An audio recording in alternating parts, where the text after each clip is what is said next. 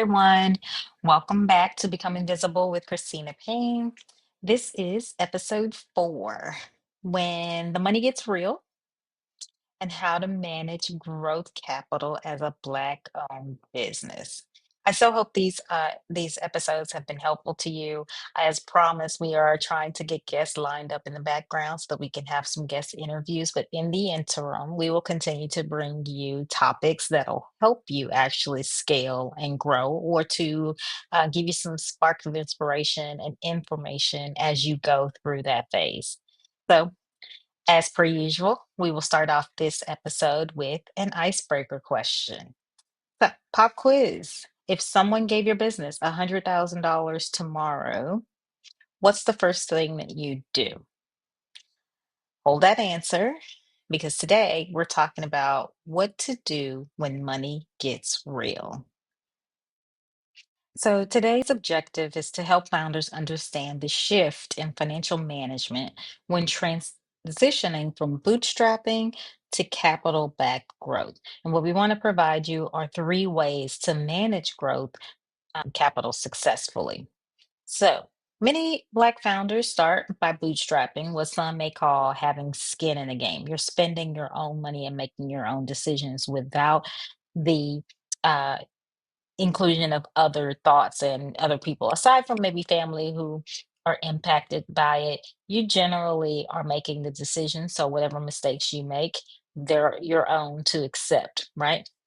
Because it's your money, you can take those liberties and be creative in how you allocate your funds.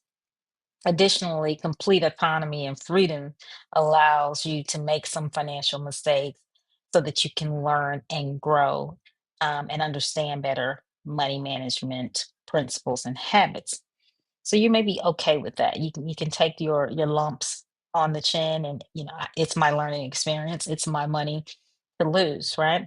But when funding finally comes through, like grants or investors or loans, managing your money wisely is key to long-term success. Without discipline and financial prudence, mismanaged capital will look like cash flow issues despite new funding, wasted marketing spend, team misalignment, or pressure to grow faster than you're ready. And we talked a bit about that in episode 3, how to grow and scale without losing your identity. So if you haven't listened to that episode, there are bits of wisdom that you can glean from that that help you to navigate that space. One company we're going to talk a bit about as an example is Partake Foods. They are a success example as they raise millions and stay lean by focusing their funding on key hires, targeted distribution channels, and not overextending too early. So you'll hear us talk a little bit about Foods in future slides or future parts of this episode, right? But primarily today, what we want to discuss are those 3 ways to manage growth capital successfully. And then the first principle we want to share is treat new capital like fuel, not fire. Use it to accelerate proven systems, not starting from scratch. What does that mean? We'll talk about each one of these individually and go into detail. The second principle, invest in infrastructure, not just flash. That's fun. So prioritize systems, hiring, and processes.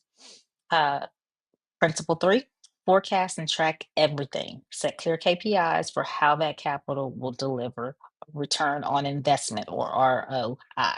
Okay, so let's deep dive. Growth capital should amplify what's working, not bankroll unproven experiments. This phase is about scaling validated strategies, not rewriting your playbook, right?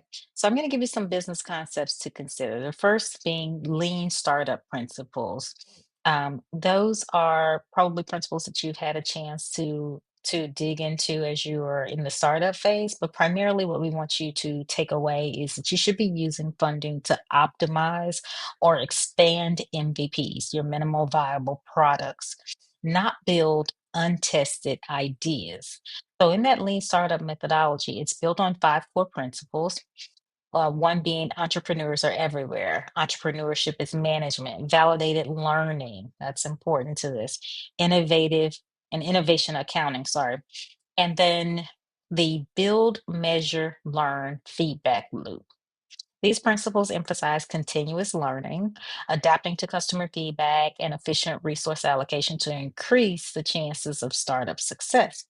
Right. So, as growth companies, you should have applied these concepts early on in the startup journey and now have a reliable system for identifying new opportunities, testing them against your customer needs and core vision, and deciding which opportunities to pursue for growth.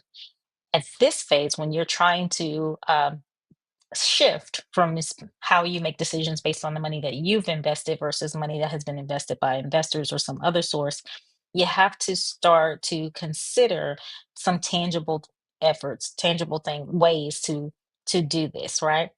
I'm going to give you a couple of ideas. One of them being the customer acquisition costs. That's a way of tracking and managing how much it's costing you per customer to get new customers. And then the LTV, which is lifetime value.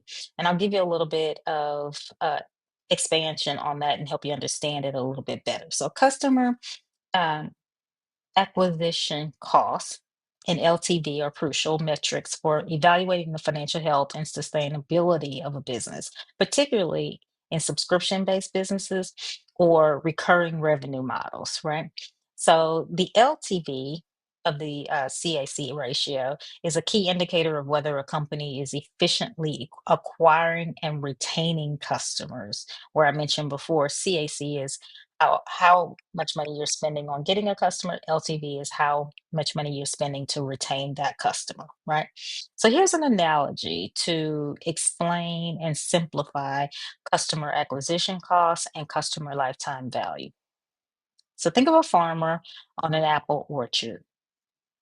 Imagine you want to plant an apple orchard, and the CAC think of the CAC as the initial cost of planting a single apple tree. This includes everything: the cost of the sapling, the fertilizer, the water, the tools, and even the time and labor you spend planting it. That's the CAC. What are the inputs that are needed to plant this one tree? How much did it cost me to plant this one tree? Now, customer lifetime value, imagine that one apple tree grows and produces all these apples year after year. The LTV is the total value of all the apples that single tree will produce over the entire lifespan. This includes the revenue from the initial harvest and all the subsequent harvests throughout the years the tree remains productive. The relationship is a successful farmer aims to plant trees, acquire customers whose lifetime value in apples harvested is significantly greater than the initial cost of planting and tending to them. That's the CAC. So you want to be able to demonstrate that the what this tree produces over years is going to be significantly more valuable and more productive than what it actually costs for me to actually plant this tree. How do I get more out of this than I have initially put in? So, if the cost of planting a tree is higher than the value of the apples, then you're essentially losing money, right? You're losing money on each tree. Conversely, if a tree is the LTV is much higher than its CAC, so what it's producing is much higher than what it costs to plant it, you're building a highly profitable and sustainable orchard. So I want you to start to dig deeper into the CAC and LTV because, simply put, the CAC is that upfront investment to gain a customer. The LTV is going to be the long-term revenue and profit that that customer brings you, right? Um, let's talk a little bit about. I'm just checking my notes. So if you see me shifting my eyes, it's fine. It's a lot of concepts here, and I don't want to miss anything or misspeak. But I'm just going to check my notes to make sure I've covered everything. I think I have. Okay. So just to wrap that up, I wanted to meet mention to you. Sorry. Revenue generating expenses and how you should be able to use the capital investment to increase your sales capacity, production, or fulfillment. all the areas directly tied to ROI. So let me expand on that just a little bit. Now I'll actually carry this over into the next slide where we talk a bit about infrastructure, but let me just start with the sales capacity part of this. So one way of doing that is to hire and onboard sales staff who can significantly increase sales productivity and ultimately revenue generation. So we can't be in all places at all times as founders. And though we may know our product the best, maybe we have started to document what our product can and cannot do, the benefits and all the things that start to market it in different ways, we can't be in all sales channels at all times. So one way of leveraging your growth capital that you've gone out and borrowed loans or taken on grants and whatever, one way, targeted way to leverage and use that money is to bring in more people who can help you do that.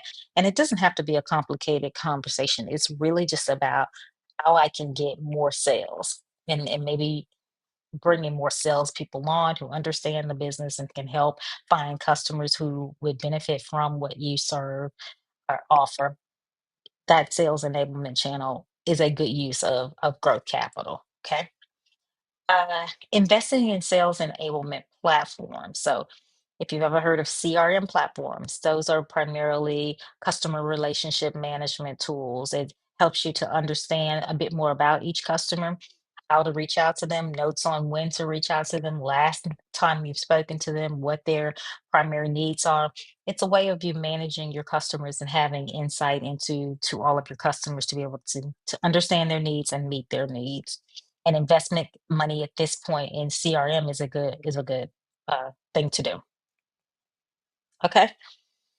There are other tools that may streamline sales processes that you consider at this point. If everyone has heard of Salesforce and so on and so forth, those are what those tools are for. They're ways for you to get insights and glean insights from your sales that can streamline your processes and provide, empower your sales team to close more deals faster and be more efficient.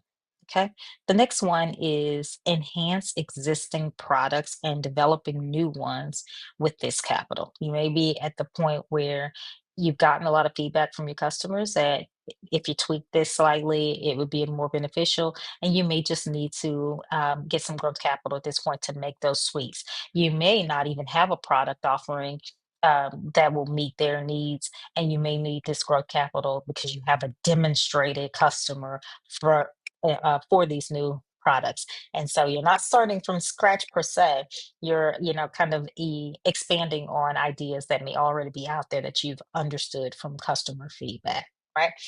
So those are the ways that you can use and leverage this money for revenue generating activities. As always, I'm going to give you a couple things to watch out for. The first is, of course, like I mentioned, launching untested products or services just because you can. You have this extra capital for cash flow, and maybe will help you get through a season. And you may be tempted to take that money and start on a new product line that you haven't tested, you haven't gone out and talked to your customers about. You just think it's a great idea. This wouldn't be the time to leverage that capital to do that. You want to do that testing. Don't forego that testing ahead of time and start launching things that you're basically taking a risk on. The next one, hiring rapidly without confirming long-term role value. If you've been an employee, you've always asked the question, like, why don't they hire more people to do this? Why is it one person that feels like it's doing the work of two people? And many times it's because if you hire for that role, that person will not be completely used. His utilization might be less than full time. And so you don't want to be able to tie up money in a resource that doesn't really add value at this time. So you want to be careful about that. Making expensive branding changes instead of investing in growth levers. This is about the flashy that we mentioned before, right? We don't want to start focusing on, a lot of money on how cute we are at the expense of figuring out how much value we're adding for our customers. It's not that it's a bad idea to do that. It's always a good idea to care about your brand identity and what people think of you, but you don't want to take investment money that needs to be leveraged to grow the business at this time to do that. You want to make some smart decisions there. Okay. Step two, I'm sorry, principle two coming up. So we'll be right with you. Okay, so principle two. So I mentioned before at the end of principle one that you don't want to spend money unwisely on branding and marketing updates, money that you've, gone out and got to expand your growth. Flashy marketing might bring attention, is what I'm trying to say. It may bring attention, but infrastructure sustains growth. Infrastructure equals your team, your tech stack, your operations, and internal controls. So a few business concepts to consider. The first one being operational readiness. So can your system and people handle a doubling of your orders? Can your people and your systems handle a doubling of your orders? Okay. We talked a bit about, leveraging growth capital to expand sales and capabilities in the prior principle and the prior step. However, I want to give you some areas where doing so could benefit you, right? I mentioned that it'll be in slide two.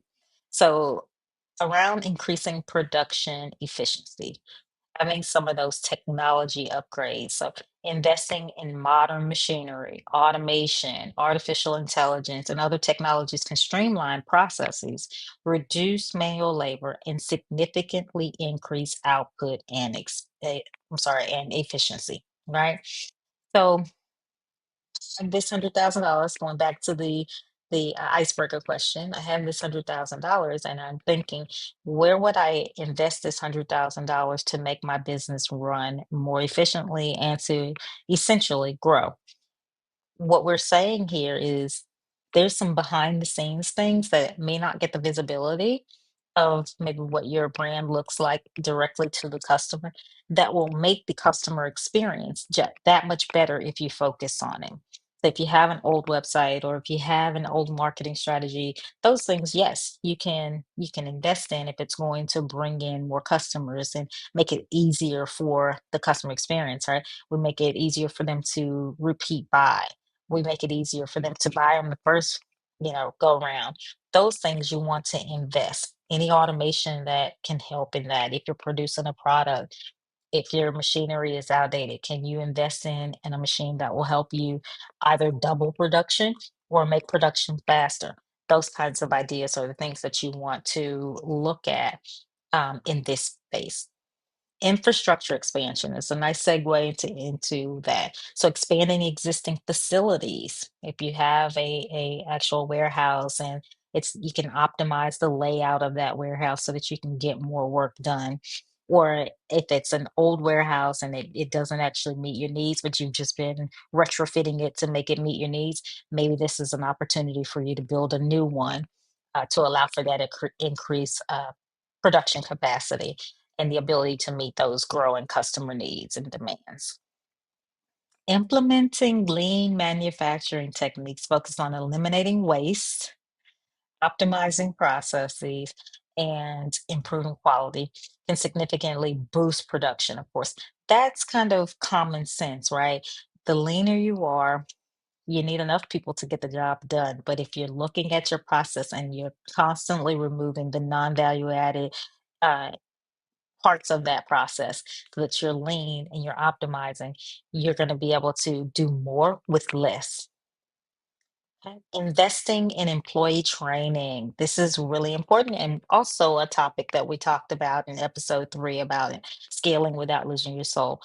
In order for you to grow your business, the people who are going to be basically other I guess the right word is these people are going to represent you. They're going to be the delegates of you. You need to train them to not just be able to do the job, but to do it in a way that aligns with your mission, vision, values, and understanding how to operationally do that. The behind the scenes operations of that, training them to be efficient in that way is also a good way for you to spend that money. Because if you can get more people trained to get more done faster, then you can, see those productivity increases. We talked about warehouse automation probably a little bit ahead of time, but optimizing the warehouse flow, the layout, what your storage process looks like, streamlining inventory management are all good ways of spending this growth capital to optimize your business. The next one is the tech stack. So I would an investment in your CRM, your inventory tools, project management platforms. How would that all positively impact your growth? You need to think about that. And then invest in those areas that you may see a significant increase. So if I don't know my customers right now, like a CRM is like, okay, I've gotten all these customers and these disparate customers, but I don't have a way to follow up. I don't have a way to get feedback from them. I don't have a way of understanding what their needs are for future. You need to invest in your tech stack to do that and optimize your tech stack. If you have people who are responsible for putting out new products because you've tested the waters, you had those focus groups, you understand your customer needs, and now you need a product manager or a project manager to be able to efficiently get something out the door quickly, you need to invest that growth capital in doing so. And that's a nice segue into the team design. You want to hire for those roles that free you up as a founder, such as those operations managers, your finance lead, which is very important coming up in the next principle, your finance leads, your customer service heads, all individuals who are responsible for helping you to be able to free up to think about strategically how you're going to grow the business, and they can tactically handle those operational activities. The next one is scalability mapping. Scalability mapping. And I have a quick analogy for you to help you understand scalability mapping. But it's basically assessing which of your business areas are at or near capacity, and you need to build to support future volume. So here's my cute analogy. So imagine a bustling highway with a single narrow road, right? Initially, only a few cars and are on this road and traffic flows smoothly because you only have a few cars, little small town, think of it that way. It's it's working for what it was designed to work for. But as more cars try to use the road, congestion builds, slowing everything down. So get that image of um, early morning traffic that you sit in, right? It's a great road for just a few people at a time, but during rush hour or during, high traffic times, it starts to slow down. Scalability mapping is like being the city planner who observes the traffic and strategically expands the road system to handle the increasing volume. Okay. And you do that in two ways. You can do vertical scaling or you can do horizontal scaling. Vertical scaling is like widening the existing single road to make it capable of handling more cars at a time. Right. So that's just widen the road. So, okay, we can get more cars through here if this road is wider.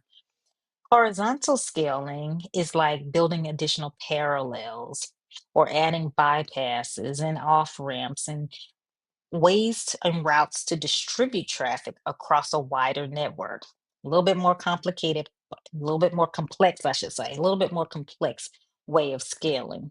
So you have vertical scaling, horizontal scaling, both ideas that you should go away and do a little bit more deep dive into if you're thinking of ways to expand your infrastructure and prioritize what how you want to expand, right?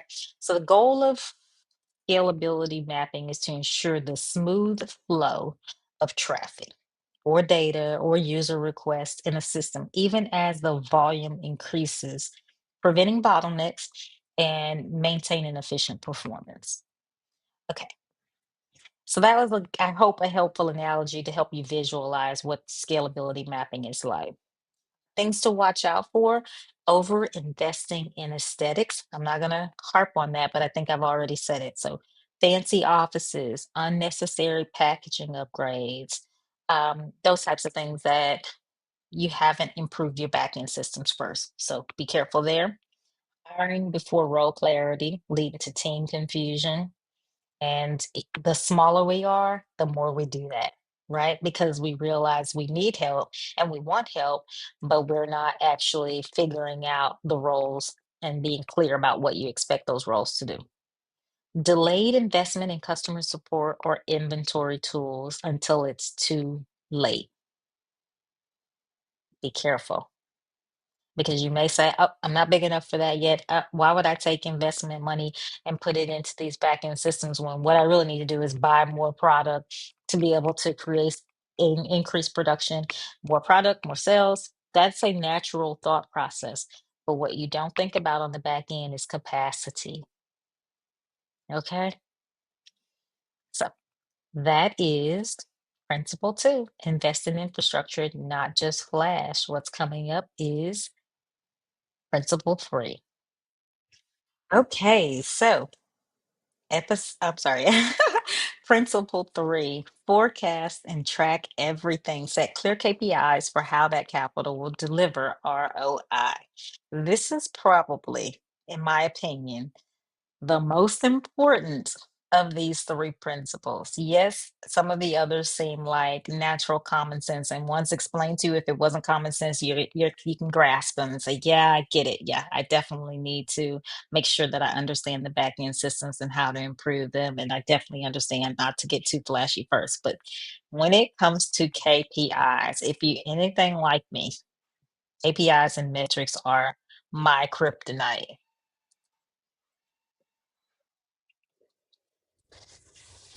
Okay, but we aren't going to let the kryptonite defeat us. We are going to pull up our, bootstraps and we're going to do it, right? We know that it has to get done.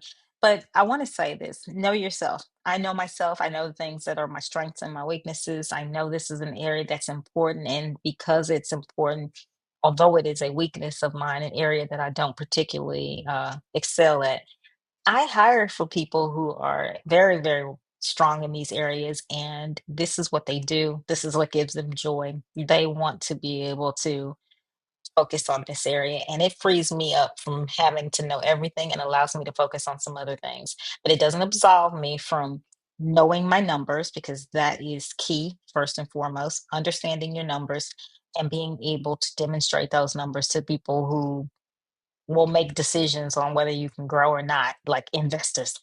So if you're anything like me, you're in good company.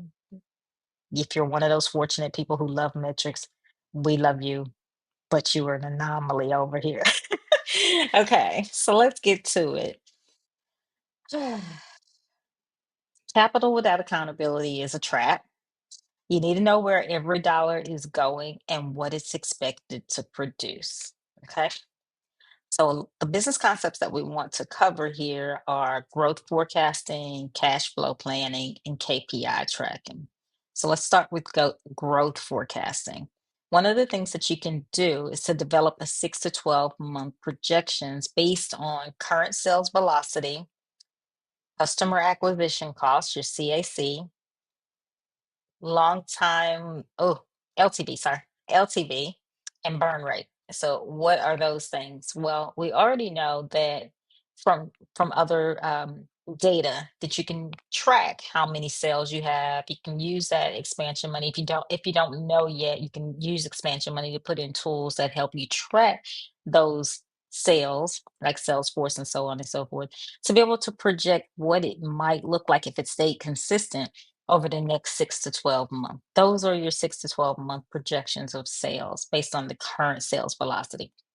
When we say velocity, that's like how quickly does this happen? Does it happen over a 1 week period, 1 month period, 3 month period?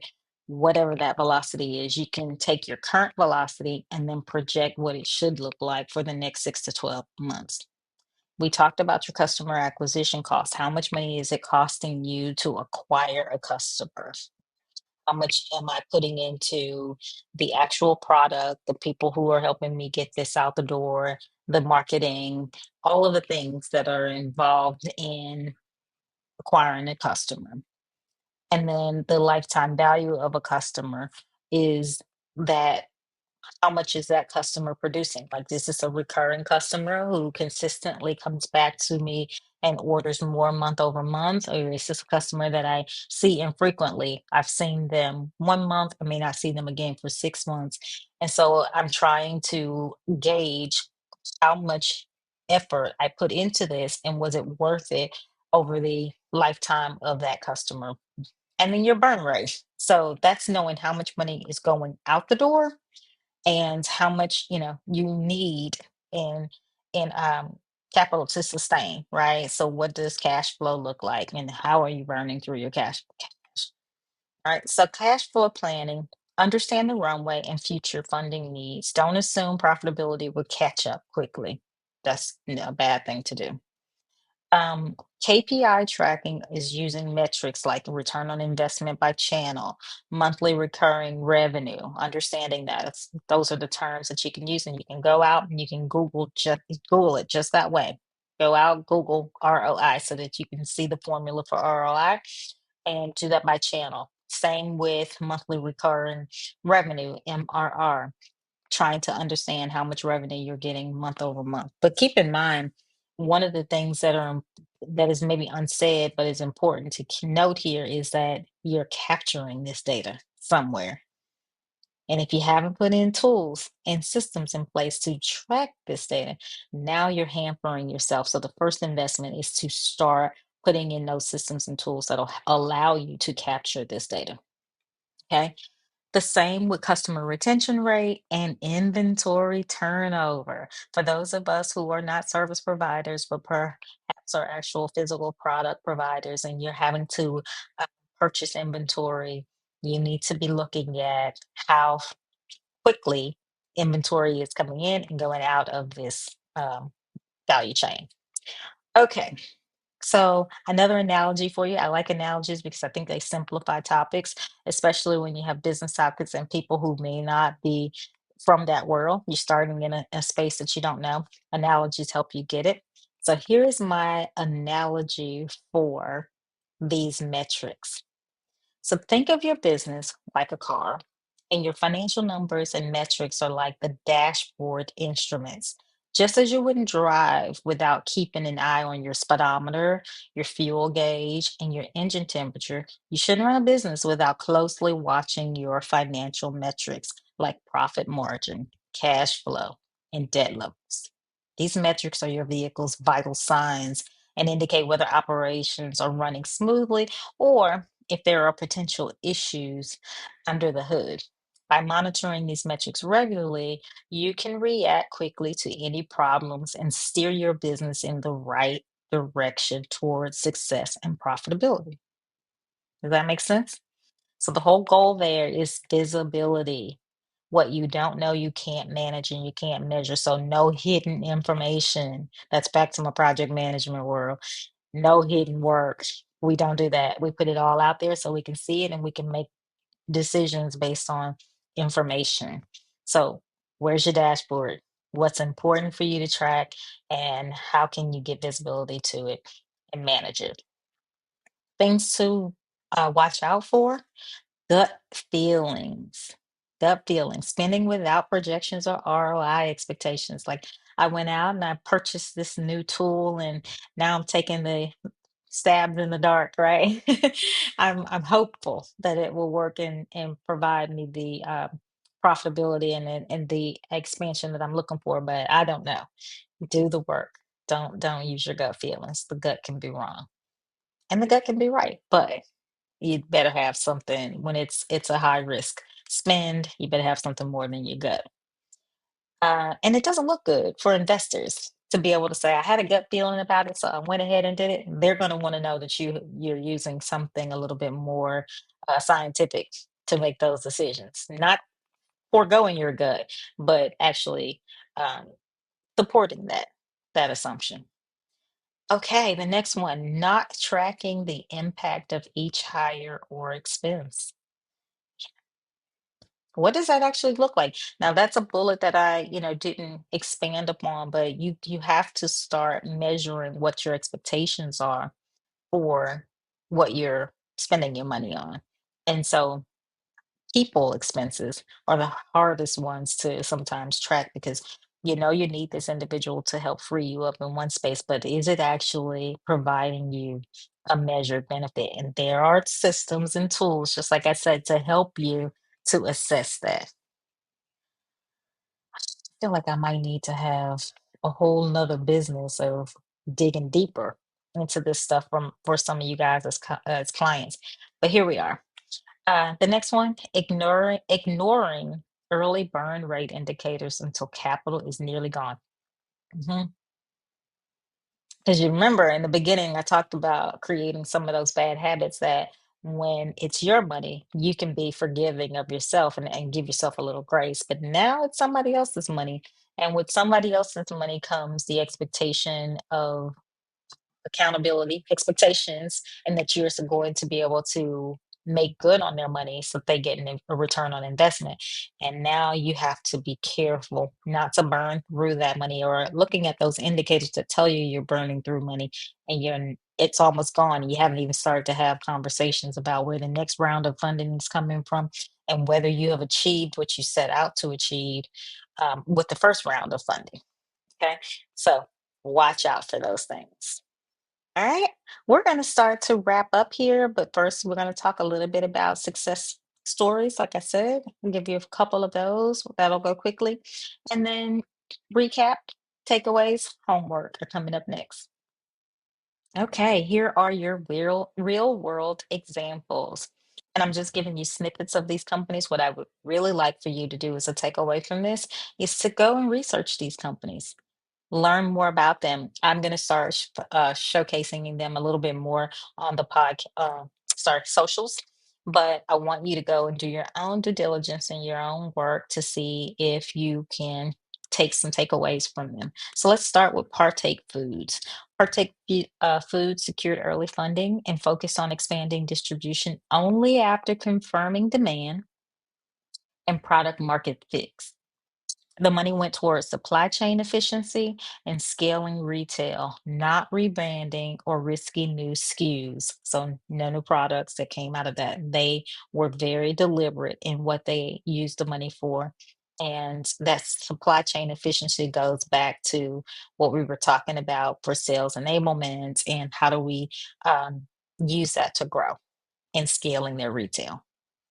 The Honey Pot. The Honey Pot company used growth funds to invest in logistics and expand their operations team. There we go. We talked about your teams there. This prepared them to meet rising retail demand without sacrificing customer experience. We also talked about customer experience or product quality. Okay, so let you have a look at Honey Pot. I don't want to, fast forward too far ahead because yeah, there are things about the Honey Pot that you will learn that I won't fast forward, but they made some smart decisions in that first round of growth funds that they secured. Pearl Mix, a Black-owned beauty brand, used detailed financial modeling. So that was our key number three, knowing your numbers. Use detailed financial modeling and tracking during their growth phase. This allowed them to use investment funds efficiently while preparing for future raises and ultimately turning down Shark Tank funding. That little tidbit makes you want to go out and look for that Shark Tank episode, right? Go do that. Go do that. Go research them a little bit more because you just never know. You might see yourself in some of these companies, and they'll give you some inspiration on how you should move forward. And I'm sure there's other interviews out here too. So I'm going to try my best to make visible all of the ones that I know, but I certainly would appreciate sending me anything you have on companies so that I can learn more about them as well. Let's go ahead and start recapping and summarizing. Okay, here are your real world examples. And I'm just giving you snippets of these companies. What I would really like for you to do as a takeaway from this is to go and research these companies. Okay. For those of you on YouTube, this exercise is pretty much done for you. But for those of you listening, I have an exercise for you. First and foremost, I want you to have a little like 3x5 card somewhere where you take these notes and you put them somewhere visible so that when you're on your desk or in your office or in the car, on the dashboard, on the mirror at home, want you to have these little visuals that help you remember the key kind of takeaways from each of these. In this visual, I want you to create a 3 by 4 table, 3 columns across, 4 rows down. And in that 3 by 4 table, the header row, so the very first row, I want you to write the following 3 words. In the first cell, write principal. Second cell, write key action. Third cell, write core benefit.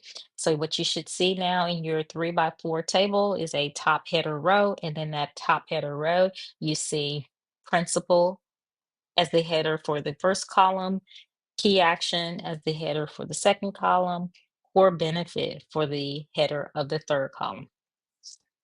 And what we're going to do from there is start filling out what this information is for the 3 principles we just discussed. The very first principle we discussed is fuel, not fire. That's what you want to put in that first row below principle. Fuel, not fire. Okay, I'll give you a minute to do that. Directly to the right of that, under the key action column, write scale what already works. Give you a minute to do that. I'll restate that. Scale what already works. Next column to your right, sustainable focused growth. Okay. So what you should see now in your 3 by 4 table is a header row that says principal, key action, core benefit. And then immediately below that, in the very first row below the header row, you should see fuel, not fire for your principal. Key action will be scale what already works.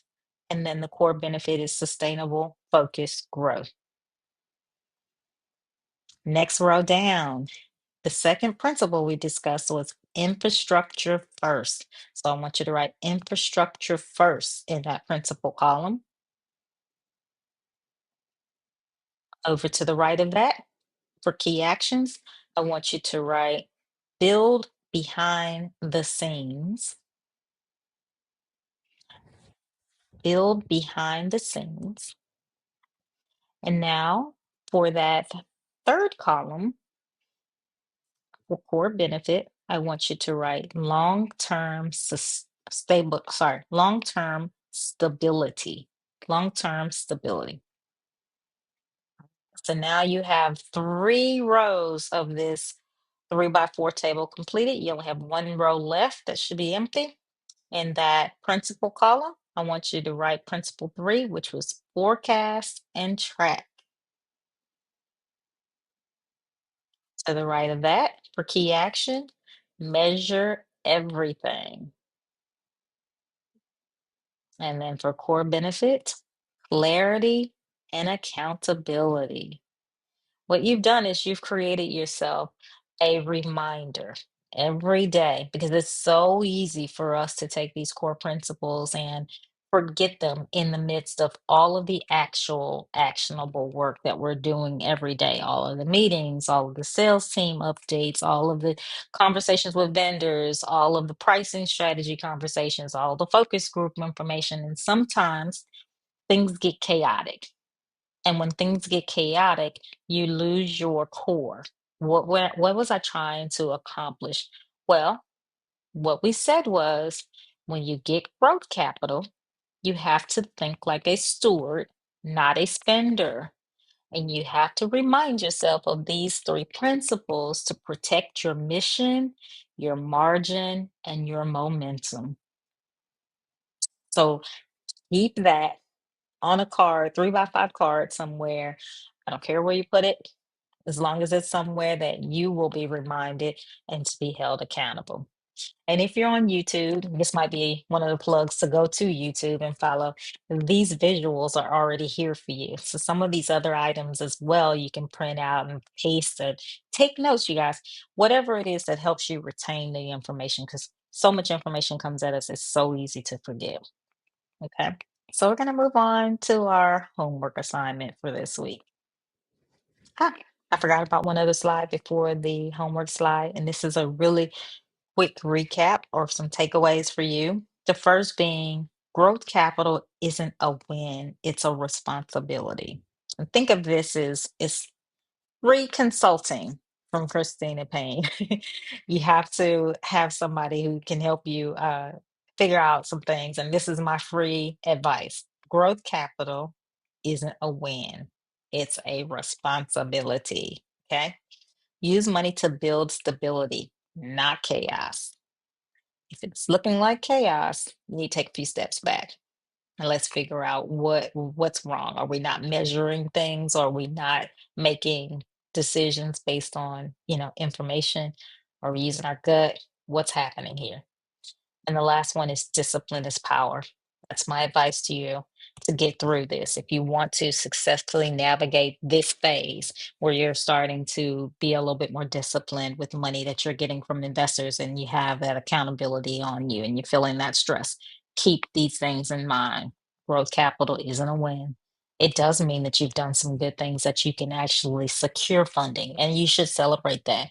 I'm not saying you should not celebrate that, but what I'm saying is it's not free money for you to just go out and do more fun things with and try new things. It's money for you to have targeted investments in your business. And you need to know that before securing the funding. What is this targeted funding for? The other thing is you need to use money to build stability, not chaos. Just reiterating that if it's feeling chaotic, money is probably only one of your problems. And then discipline is power. There's no explaining that. That's just clarity. Okay. Homework coming up. And finally, your homework slide. Here's what you should be doing. I've already given you a lot of stuff to think about and to think to do. I'm not piling on, but this is probably helpful for you in actually determining your path forward. So here's your homework.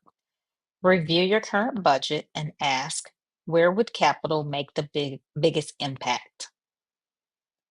That's the first thing.